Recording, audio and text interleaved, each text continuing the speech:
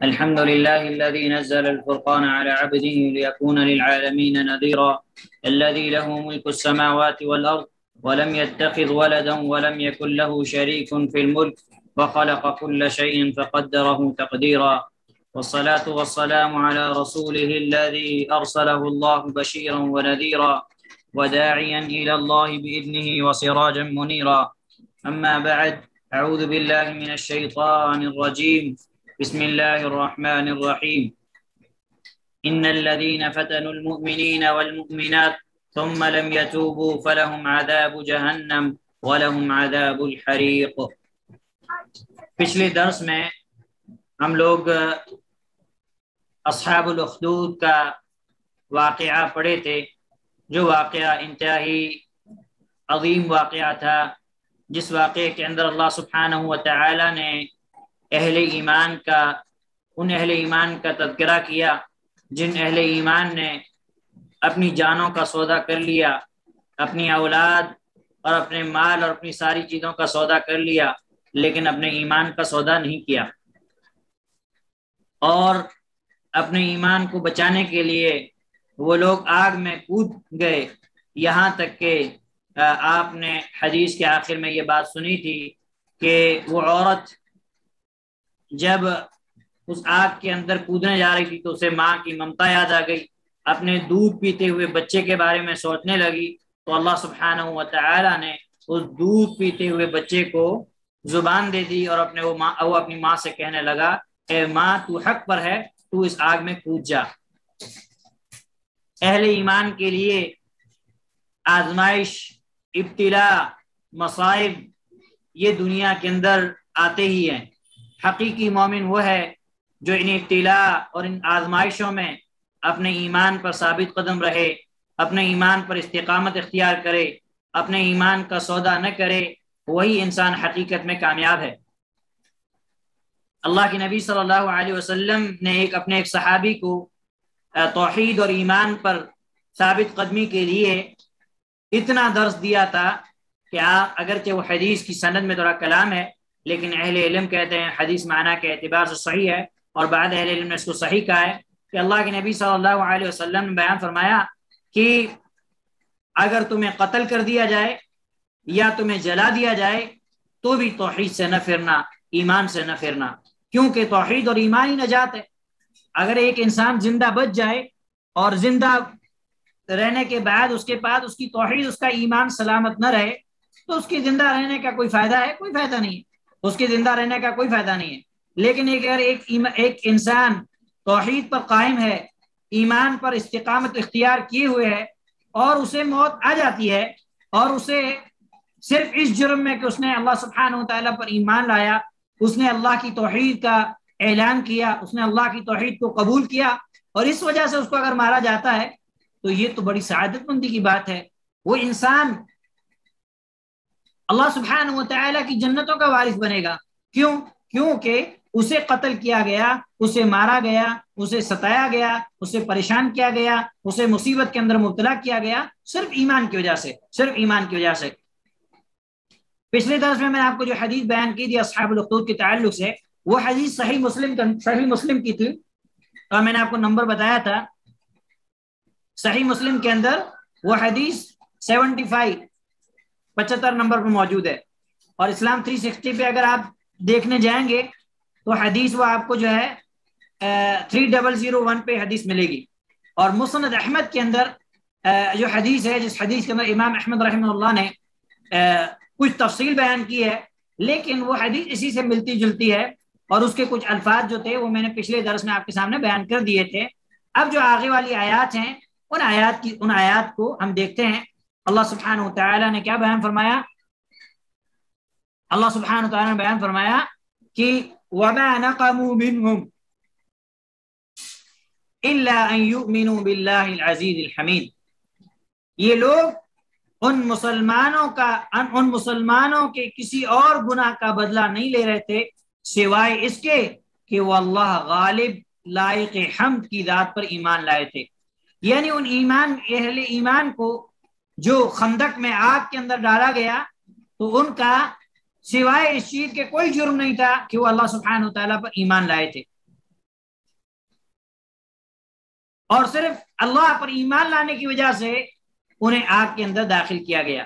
لیکن یہ دنیا کی آگ تھی جس آگ نے ان کے جسموں کو تو ختم کر دیا، لیکن ان کی توحید کو، ان کے ایمان کو ختم نہیں کیا، اور وہ اللہ کی توفیق سے آخرت کی آگ اور آخرت کی آگ اور آخرت کے عذاب سے بچ گئے.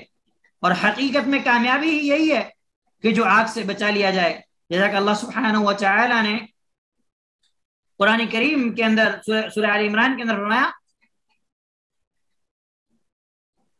فَمَنْ زُحْزِحَ عَنِ النَّارِ وَأُدْخِلَ الْجَنَّةَ فَقَدْ فَازَ، جو جہنم سے بچا لیا جائے، جس کو جہنم سے دور کر دیا جائے اور جنت کے اندر داخل کیا جائے، یہی بڑی کامیابی ہے. کامیابی اسی کے حصے میں آئے گی جو اللہ کے عذاب سے بچ جائے اور اللہ کی جنتوں کا وارث بن جائے. اس کے علاوہ جتنے بھی لوگ ہیں سارے انسانوں کے نصیبے میں خسارہ اور نقصان ہے. اور وہ آخرت کی زندگی، جس آخرت کی زندگی کا پہلا دن قرآن کریم کی فرمان کے مطابق کان مقدارہ 50,000 سنہ، کہ اس دن آخرت کے پہلے دن کی مقدار، پہلا دن ہی 50,000 سال کا دن ہوگا. تو اس زندگی میں وہ خسارہ اور نقصان اٹھائیں گے. پھر آگے اللہ سبحانہ تعالیٰ نے بیان فرمایا کہ الذی لہ ملک السماوات والارض واللہ علی کل شیء شہید. ان کا جرم کیا تھا کہ وہ اللہ غالب لائق حمد کی ذات پر ایمان لائے جس کے لیے آسمان و زمین کی بادشاہت ہے، اور اللہ تعالیٰ کے سامنے واللہ علی کل شیء شہید، اور اللہ تعالیٰ کے سامنے ہر چیز، یعنی اللہ سبحانہ و تعالیٰ کے سامنے سب کچھ ہے جو کچھ ہو رہا ہے. اللہ سبحانہ و تعالیٰ سب چیز کو دیکھ رہا ہے، ہر چیز اللہ سبحانہ و تعالیٰ کی نگاہ اور نظر میں ہے. پھر اللہ سبحانہ و تعالیٰ نے فرمایا ان الذین فتنوا المؤمنین، بے شک جن لوگوں نے فتنوا المؤمنین والمؤمنات، جن لوگوں نے مومن مردوں اور مومن عورتوں کو ستایا، انہیں آزمائش میں مبتلا کیا، ثم لم یتوبوا، پھر انہوں نے توبہ نہیں کی، فلہم عذاب جہنم ولہم عذاب الحریق، تو ان کے لیے جہنم کا عذاب ہے اور ان کے لیے جلنے کا عذاب ہے. اس آیت کے اندر اللہ سبحانہ و تعالی نے اہل ایمان کے لیے ایک تسلی اور بشارت دی ہے کہ یہ کافر، یہ بدبخت لوگ مسلمانوں پر کتنا ہی ظلم و ستم کا پہاڑ توڑ ڈالیں، مسلمانوں پر کتنے ہی ظلم و ستم کیوں نہ کریں، آخر کار اگر یہ اس دنیا میں بغیر توبہ کے مر گئے تو ان کے لیے ہمیشہ ہمیش اللہ کی جہنم کا عذاب ہے اور جلنے کا عذاب ہے. کامیابی کس کے حق میں ہے؟ کامیابی مومنین کے حق میں ہے. اور یہ آیت اللہ سبحانہ و تعالیٰ کی ایک عظیم رحمت، اللہ سبحانہ و تعالیٰ کی ایک عظیم رحمت پر جو ہے رحمت کا بھی ذکر کر رہی ہے. ہم نے الرحمن الرحیم، اللہ سبحانہ و تعالیٰ کے جو نام ہے الرحمن الرحیم کی شرح میں ہم نے بہت ساری آیات پڑھی اور احادیث پڑھی. یہ اس آیت کے اندر بھی اللہ سبحانہ و تعالیٰ کی رحمت کا، اللہ سبحانہ و تعالیٰ کی رحمت کا ذکر موجود ہے. کیسے؟ اللہ تعالیٰ ان لوگوں کے بارے میں ذکر کر رہے ہیں جو لوگ مومن مردوں اور مومن عورتوں کو ستاتے ہیں، پریشان کرتے ہیں. پھر اللہ تعالیٰ نے کہا کہ ثم لم یتوبوا، پھر وہ توبہ نہیں کرتے. یعنی اگر وہ لوگ توبہ کر لیتے ہیں تو اللہ سبحانہ و تعالیٰ ان کی بھی توبہ کو قبول کرتا ہے. یہ اللہ سبحانہ و تعالیٰ کی رحمت کا مظہر ہے کہ اللہ سبحانہ و تعالیٰ ایسے لوگوں کو بھی، جن لوگوں نے اہل ایمان کو ستایا، لیکن اگر وہ توبہ کرتے ہیں تو اللہ ان کی توبہ کو قبول کرتا ہے. اسی لیے سلف نے، امام کثیر رحمہ اللہ نے، شیخ عبد الرحمن السعدی، ناصر السعدی رحمہ اللہ نے اور دیگر اہل علم نے یہ بات بیان کی ہے کہ یہ اللہ سبحانہ و تعالیٰ کی ایک عظیم رحمت ہے کہ اللہ سبحانہ و تعالیٰ ایسے لوگوں کے بارے میں بیان کر رہا ہے کہ ثم لم یتوبوا، پھر جنہوں نے توبہ نہیں کی. اگر کسی نے اہل ایمان کو ستانے کے بعد اس نے توبہ کر لی، وہ ایمان لے آیا، تو پھر اس کے لیے جہنم کا عذاب اور جلنے کا عذاب نہیں. جن لوگوں نے توبہ نہیں کی ان کے لیے جلنے کا عذاب ہے، تو یہ اللہ سبحانہ و تعالیٰ کی رحمت ہی ہے کہ اللہ سبحانہ و تعالیٰ ایسے لوگوں کو بھی کیا کرتا ہے، معاف فرماتا ہے۔ اب اس کے بعد اللہ سبحانہ و تعالیٰ نے اہل ایمان کا تذکرہ کیا، اور اللہ سبحانہ و تعالیٰ نے فرمایا ان الذین آمنوا، بے شک وہ لوگ جو ایمان لائے، وعملوا الصالحات، اور نیک عمل کیے۔ ایمان اور نیک عمل کا آپس میں ایسے رشتہ ہے جیسے ہماری یہ دو انگلیاں۔ ایمان اور عمل صالح دونوں لازم اور ملزوم ہیں، یہ دونوں ایک دوسرے سے جدا نہیں ہوتے۔ ایمان کے ساتھ عمل صالح بھی ضروری ہے، اور عمل صالح کے ساتھ ایمان بھی ضروری ہے۔ اگر انسان کے پاس ایمان ہے لیکن عمل صالح نہیں ہے تو وہ انسان بھی اللہ سبحانہ و تعالیٰ کے فرمان کے مطابق خسارے اور نقصان میں ہے۔ والعصر ان الانسان لفی خسر الا الذین آمنوا وعملوا الصالحات وتواصوا بالحق وتواصوا بالصبر، کہ سارے انسان خسارے اور نقصان میں سوائے ان لوگوں کے جو ایمان لائے اور ایمان لانے کے بعد جنہوں نے نیک عمل کیے۔ ایمان کے ساتھ نیک عمل ضروری ہے، اور نیک عمل کے ساتھ ایمان ضروری ہے۔ اگر کوئی انسان کتنی بھی نیکی کر لے لیکن اس کے بعد ایمان نہیں ہے تو کوئی فائدہ نہیں، اس کوئی فائدہ نہیں۔ جیسا کہ اللہ سبحانہ و تعالیٰ نے دوسری جگہ دوسرے مقام پر کیا فرمایا، من عمل صالحا من ذکر او انثى، جس نے نیک عمل کیا مرد ہو یا عورت، لیکن اللہ سبحانہ وتعالیٰ نے آگے ایک شرط لگائی۔ کیا شرط لگائی؟ من عمل صالحا من ذکر او انثى وهو مؤمن، نیک عمل کیا چاہے وہ مرد ہو یا عورت، شرط یہ ہے کہ اس حال میں کہ وہ مومن ہو۔ فَلَنُحْيَنَّهُ حَيَاةً طَيِّبَةً، تو اللہ سبحانہ وتعالیٰ فرماتا ہے کہ ہم اس کو پاکیزہ اور طیب زندگی عطا کرتے ہیں۔ تو اس آیت سے پتہ چلا کہ عمل صالح تب مقبول ہے جب ایمان ہو۔ ایمان کے بغیر کسی عمل کی کوئی قیمت نہیں ہے۔ تو ایمان اور عمل دونوں لازم اور ملزوم ہے، اور قرآن کریم کے اندر اللہ سبحانہ و تعالیٰ نے ایمان اور عمل کو ایک ساتھ کئی مقام پر ذکر کیا ہے، کئی مقامات پر اللہ سبحانہ و تعالیٰ نے ذکر کیا ہے۔ اس میں سے ایک مقام یہ بھی ہے کہ اللہ سبحانہ و تعالیٰ فرمایا ان الذین آمنوا، بے شک جو لوگ ایمان لائے، وعملوا الصالحات، اور نیک اعمال کیے، لہم جنات، ان کے لیے باغات ہیں، ان کے لیے جنات ہیں، تجری من تحتها الانہار، کیسے باغات ہیں؟ ایسے باغات ہیں، لہم جنات، ان کے لیے ایسے باغات ہیں، تجری من تحتها الانہار، جس کے نیچے نہریں جاری ہیں۔ جس کے نیچے کیا ہیں؟ نہریں جاری ہیں، نہریں بہ رہی ہیں۔ پھر اللہ سبحانہ وتعالی نے فرمایا ذالک الفوز الکبیر، یہی بڑی کامیابی ہے۔ کون سی بڑی کامیابی ہے؟ جنہوں نے ایمان لایا، ایمان کے ساتھ نیک عمل کیے، انہی لوگوں کے لیے اللہ سبحانہ و تعالی کی جنت ہے، انہی لوگوں کے لیے وہ باغات ہیں جن کے نیچے نہریں جاری ہیں۔ پھر اللہ تعالیٰ نے خود وضاحت کی کہ یہی بڑی کامیابی ہے۔ آج دنیا کے اندر کسی انسان کا اگر ایسی جگہ گھر ہو، عالی شان گھر ہو، اس گھر کے نیچے نہریں جاری ہوں، یا اس گھر میں سوئمنگ پول وغیرہ کے انتظامات ہوں، تو دنیا والے کیا سمجھتے ہیں؟ دنیا والے اس انسان کو بہت بڑا سعادت مند سمجھتے ہیں۔ دنیا والے یہ تمنا کرتے ہیں کہ کاش ہمارے پاس بھی اس طرح کی نعمتیں ہوتی۔ لیکن اللہ سبحانہ و تعالیٰ کی نعمتوں کا، جو نعمتیں اللہ سبحانہ و تعالیٰ نے اہل ایمان کے لیے تیار کی ہیں، ان کا کیا کہنا؟ ان کے بارے میں ہم سوچ بھی نہیں سکتے، اندازہ بھی نہیں کر سکتے، تصور بھی نہیں کر سکتے۔ اللہ کے نبی صلی اللہ علیہ وسلم نے کیا فرمایا کہ اللہ سبحانہ و تعالی نے جنت میں اہل ایمان کے لیے وہ چیزیں رکھی ہیں جسے کسی آنکھ نے نہیں دیکھا، ما لا عین رأت، جسے کسی آنکھ نے نہیں دیکھا، ولا اذن سمعت، اور جن نعمتوں کے بارے میں کسی کان نے سنا تک نہیں ہے، ایسی نعمت اللہ سبحانہ و تعالیٰ نے دیکھا نہیں، ان نعمتوں کا تذکرہ سنا بھی نہیں کہ وہ نعمتیں کیسی ہوگی۔ اور پھر اللہ سبحانہ و تعالیٰ، اللہ کے نبی صلی اللہ علیہ وسلم کہ ولا خطر علی قلب بشر، نہ کسی انسان کے دل میں ایسا خیال اور تصور گزرا ہوگا، ایسی نعمتیں اللہ سبحانہ و تعالیٰ نے اہل ایمان کے لیے رکھی ہیں. لیکن ہم لوگ شیطان کے دھوکے میں آ کر اپنی اس ایسی زندگی کے مقابلے میں دنیا کی عیش عشرت کو، دنیا کی زیب و زینت کو ترجیح دیتے ہیں، اور ہم اپنی آخرت کو برباد کر بیٹھتے ہیں اپنے ہاتھوں سے.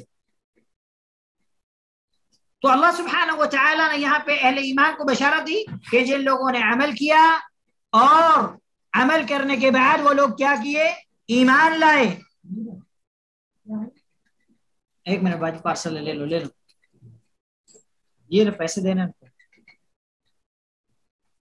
ایمان لائے اور ایمان کے ساتھ وہ نیک عمل کیے. لہم جنات تجری من تحتها الانہار، تو ان کے لیے ایسے باغات ہیں جن کے نیچے نہریں بہ رہی ہیں. ذالک الفوز الکبیر، یہی بڑی کامیابی ہے. پھر آگے اللہ سبحانہ و تعالی نے ذکر کیا کہ ان بطش ربک لشدید، یقیناً تیرے رب کی پکڑ سخت ہے. کن کے لیے؟ ظالموں کے لیے، اللہ کے ساتھ کفر کرنے والوں کے لیے، اللہ سبحانہ و تعالیٰ پر ایمان نہ لانے والوں کے لیے. کیا ہے؟ اللہ سبحانہ و تعالیٰ کی جو پکڑ ہے، اللہ کا جو عذاب ہے، وہ انتہائی سخت ہے. اسی لیے اللہ سبحانہ و تعالیٰ ان بطش ربک لشدید، یقیناً تیرے رب کی پکڑ بڑی سخت ہے. یعنی جب اللہ سبحانہ و تعالیٰ اپنے دشمنوں کی گرفت پر آئے، ان کی پکڑ کرے. کون؟ جو رسولوں کو جھٹلاتے ہیں اور اللہ سبحانہ و تعالیٰ کے احکام کی مخالفت کرتے ہیں، تو پھر اللہ سبحانہ و تعالیٰ کی گرفت سے اور اللہ سبحانہ و تعالیٰ کی پکڑ سے انہیں کوئی نہیں بچا سکتا. یہاں ظلم کرنے والے کے لیے نصیحت اور عبرت ہے کہ ظالموں پر جب اللہ سبحانہ و تعالیٰ اپنی گرفت، اپنی پکڑ مضبوط کرتا ہے، تو پھر زمین و آسمان کے اندر کوئی ایسی ذات نہیں ہے کہ وہ اس کو بچا سکے. اس لیے اللہ سبحانہ و تعالیٰ نے ظلم کو اپنے اوپر بھی حرام قرار دیا اور مخلوق پر بھی حرام قرار دیا کہ وہ ایک دوسرے پر ظلم کریں. تو اللہ سبحانہ و تعالیٰ کی جو پکڑ سخت ہے کن لوگوں کے لیے؟ جو ظالم ہیں. اور ظلم سے سب سے بڑا ظلم اللہ کے ساتھ کفر کرنا اور اللہ کے ساتھ شرک کرنا. ظلم میں سب سے بڑا ظلم اللہ کی عبادت میں کسی کو شریک کرنا ہے. اس کے بعد جتنے بھی گناہ ہیں یہ سب ظلم ہے، یہ سب ظلم ہے. یہ سب انسان اپنے آپ پر کیا کر رہا ہے؟ اپنے آپ پر ظلم کر رہا ہے. جیسا کہ اللہ سبحانہ تعالیٰ نے فرمایا وَمَا كَانَ اللَّهُ لِيَظْلِمَهُمْ وَلَكِنْ كَانُوا أَنفُسَهُمْ يَظْلِمُونَ، کہ اللہ سبحانہ و تعالیٰ نے ان پر ظلم نہیں کیا بلکہ یہ خود اپنی جانوں پر ظلم کرتے ہیں. تو گناہ جو ہے یہ اپنی جانوں پر ظلم کرنا. کیوں؟ گناہ کی وجہ سے انسان اللہ کے غضب کا مستحق ہوگا، اللہ کے عذاب کا مستحق ہوگا. انسان اپنے نفس پر گناہ کر کے ظلم کر رہا ہے کیونکہ وہ اللہ کے عذاب کا، اپنے جسم کو اللہ سبحانہ و تعالیٰ کے عذاب کے حوالے کر رہا ہے.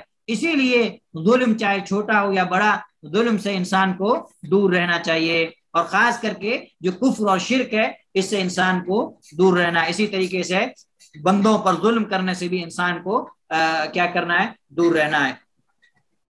اس کے بعد اللہ سبحانہ و تعالیٰ نے اور بھی باتیں بیان کی ہیں جو انشاءاللہ ہم اگلے درس کے اندر پڑھیں گے. علامہ عبد الرحمن ناصر السعدی رحمہ اللہ نے جو تفسیر بیان کی ہے ان آیات کی، وہ تفسیر آپ سن لیں. شیخ عبد الرحمن ناصر السعدی رحمہ اللہ بیان فرماتے ہیں کہ پھر اللہ تعالیٰ نے ان قتل اصحاب الاخدود کے خندق والے ہلاک کر دیے گئے، برباد کر دیے گئے، ان کو اللہ سبحانہ تعالیٰ نے پھر وعید سنائی. کیا وعید سنائی؟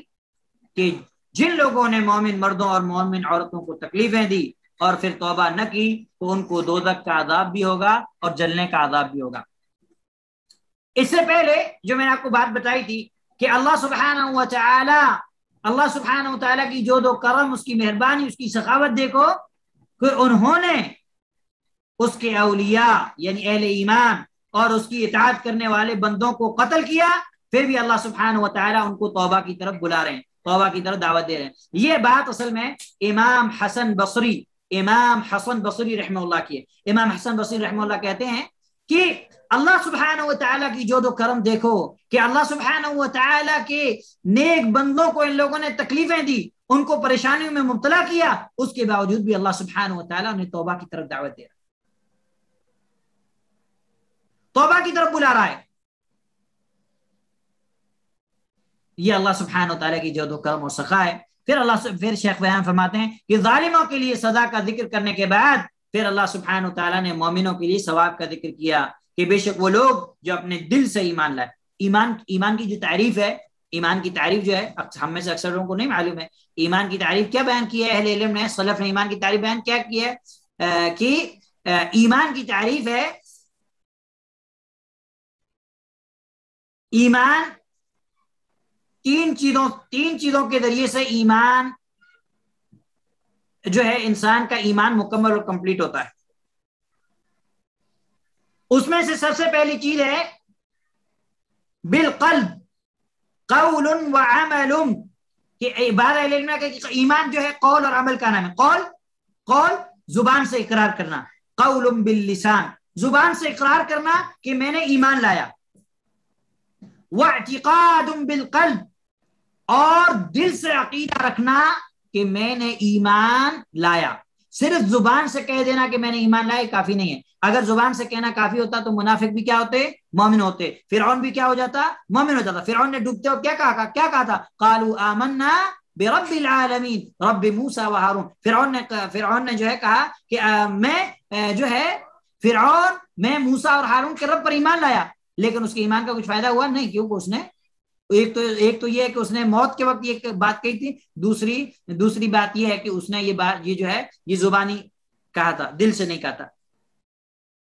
تو ایمان کی تعریف ہے قول باللسان، زبان سے ایمان کا اقرار کرنا کہ میں نے ایمان لایا، واعتقاد بالقلب دل سے بھی ایمان کا اعتقاد رکھنا، ایمان کا یقین رکھنا،